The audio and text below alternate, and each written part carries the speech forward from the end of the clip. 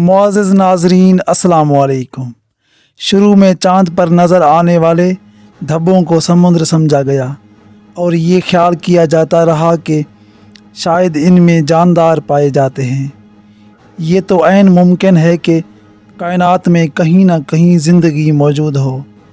یہ وہ سوال ہے جس کا جواب انسان نے صدیوں معلوم کرنے کی کوشش کی ہے اور سائنسدان اس کے مناسب جواب کی تلاش میں لگے رہے ہیں۔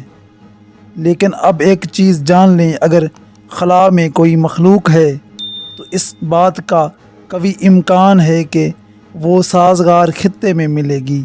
سازگار خطہ کسی ستارے کے گرد اس علاقے کو کہا جاتا ہے جہاں نہ بہت گرمی ہو اور نہ بہت ٹھنڈ۔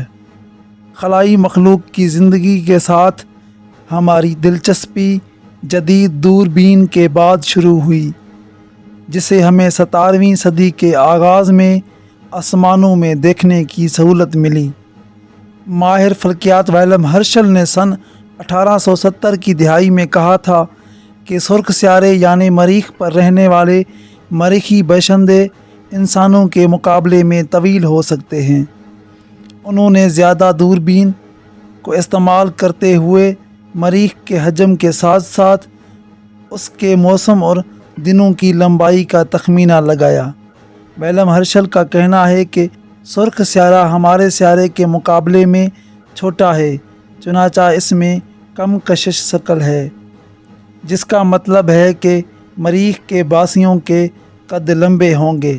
ماہرین کا تخمینہ ہے صرف ہمارے کہکشاں میں زمین جیسے 40 ارب سیارے موجود ہو سکتے ہیں۔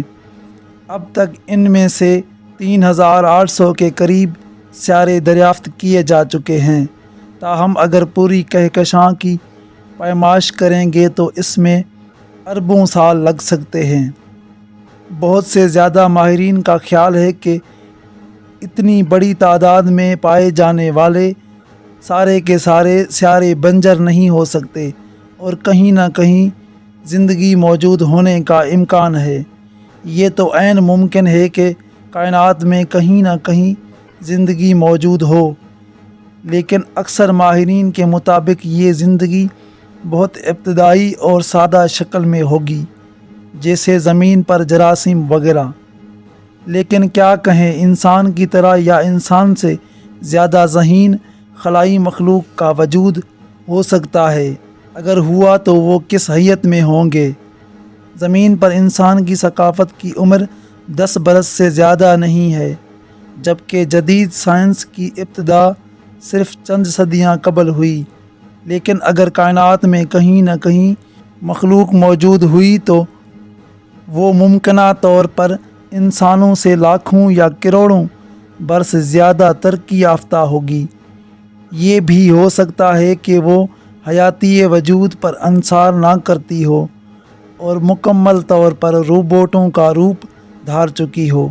اگر ایسا ہوا تو پھر انہیں کسی سازگار خطے میں رہنے کی بھی ضرورت نہیں ہوگی۔